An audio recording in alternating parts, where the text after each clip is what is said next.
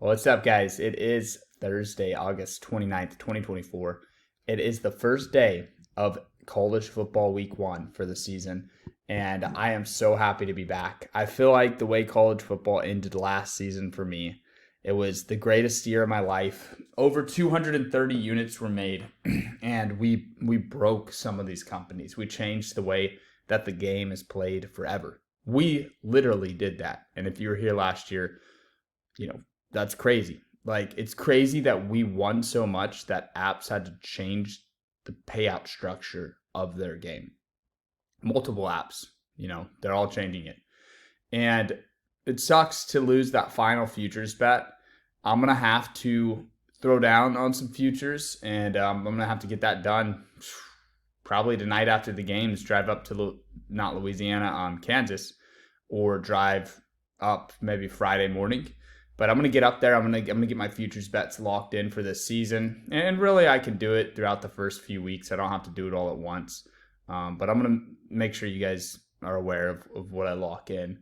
Last year, we were on Washington. It was a good run. A lot of y'all were able to hedge out of that position, make some money for yourself. I was going for the big win.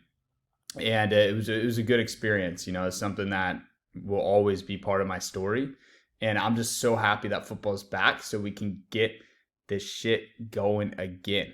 It's hard to sit on the sidelines for 8 months waiting for that next chance to get the bad taste out of your mouth. But it's going to make me a better handicapper. It's going to make me a better bettor this year. So I'm getting better each and every year. I still could have 50 years of life left. I could have 50 football seasons left in me. You're going to want to subscribe to the channel because I am feeding you knowledge and I'm feeding you solid picks. This one right here is easy money to me, okay? Not only do I love Travis Hunter in this game, at home in Colorado against really a lesser opponent, a dynasty at the Division 1, 1A level, kind of a hybrid of Division 2, Division 1 football, right? They're the best, but this is different. This is a Big 12 team. This is a team that was playing in the Pac-12 last season. There's definitely levels to these conferences. There's a reason that Trey Lance didn't pan out in the NFL, right? He looked amazing when he played for North Dakota State. Then he comes to the NFL, he gets cut as a third overall pick. So there's levels to this. A lot of people have Shedeur as their quarterback 1.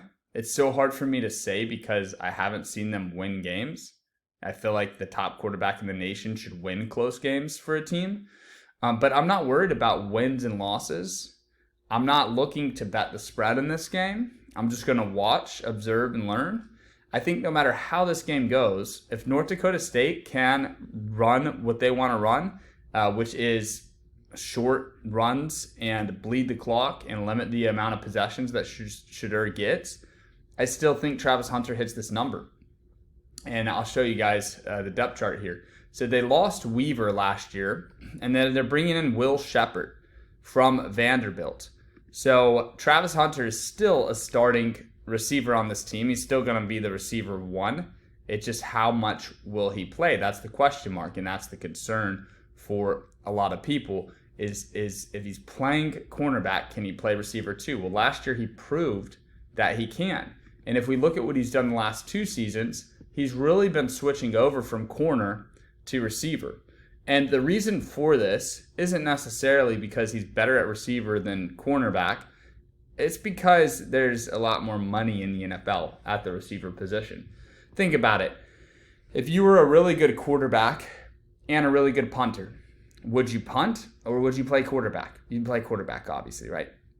Now, corner and receiver, they're kind of similar positions, the offensive and defensive version of each other. But in the NFL, Justin Jefferson, CeeDee Lamb, Brandon Ayuk, they're getting over $30 million a year. Deion Sanders might be the most aware coach of that. Deion Sanders is the one coach that I know and I could bet my life looks at that.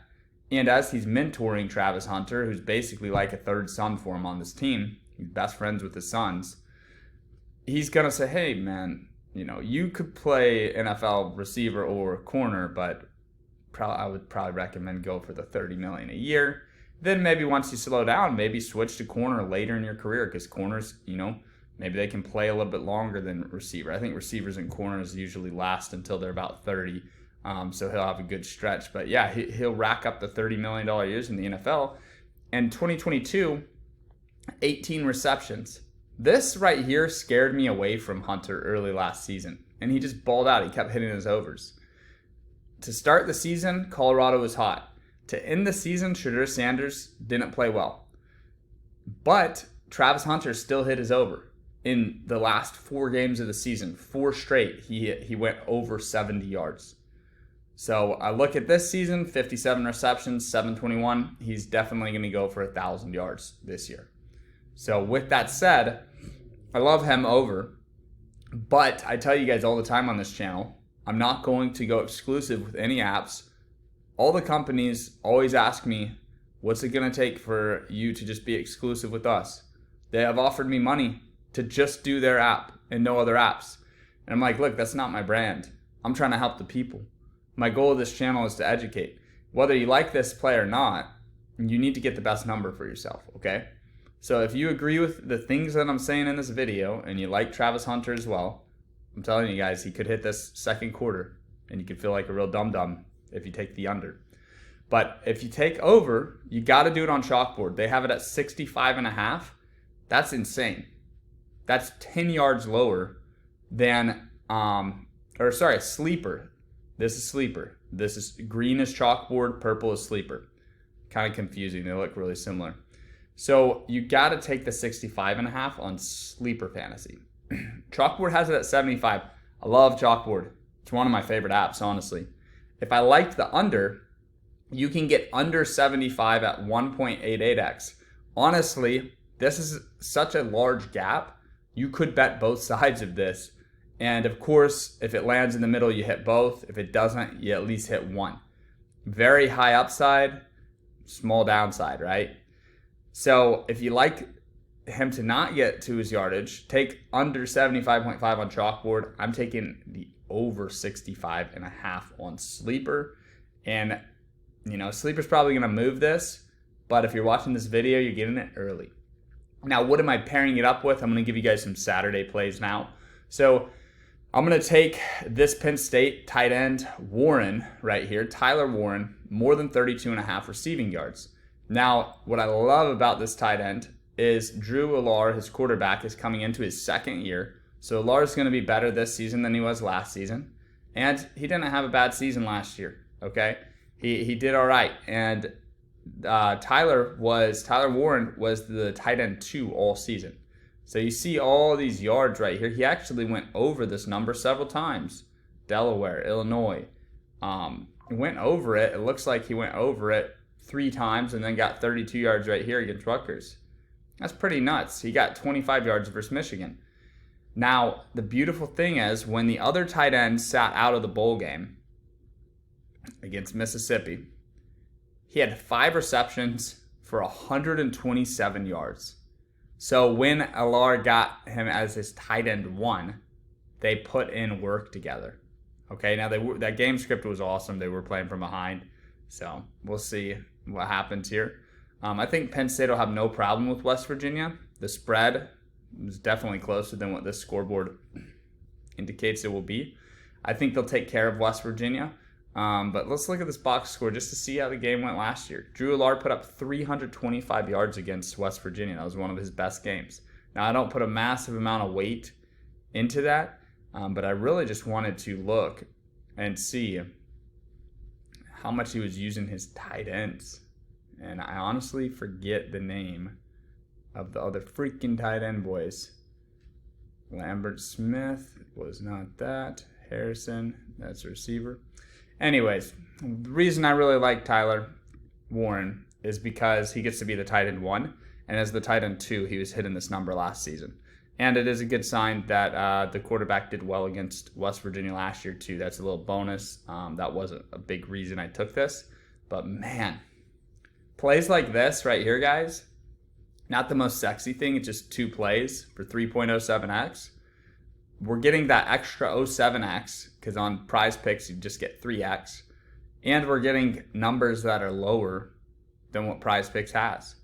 Prize Picks has Hunter at like 72. We're getting at 65. We've got Warren at 35 on a lot of places. He's at 32.5. We're just getting a good number and good players. Next up, we're going to really target Miami here against Florida. It's a good matchup. It can be a high-scoring, fast-paced game.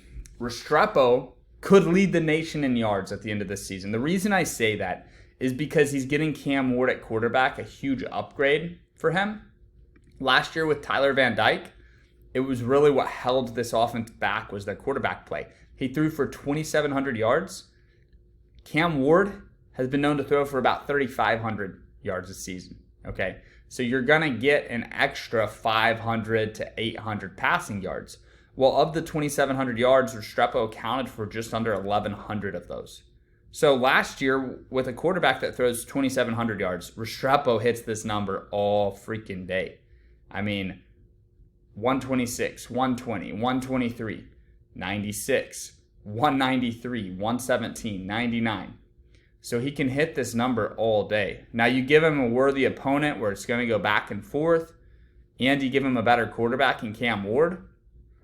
I love it. I mean, Cam Ward might throw 2 touchdowns to Restrepo by himself. So I am getting a little bit greedy with this one, but hey, you don't have to risk as much money. I'm doing 300 to win 2,600. I want to be clear, guys. When I post free picks like this, they're long shots. I'm not saying that it's a lock. I'm not saying that I'm going to win every single pick I put out. But all I need to do is win a couple of picks like this each weekend and I profit.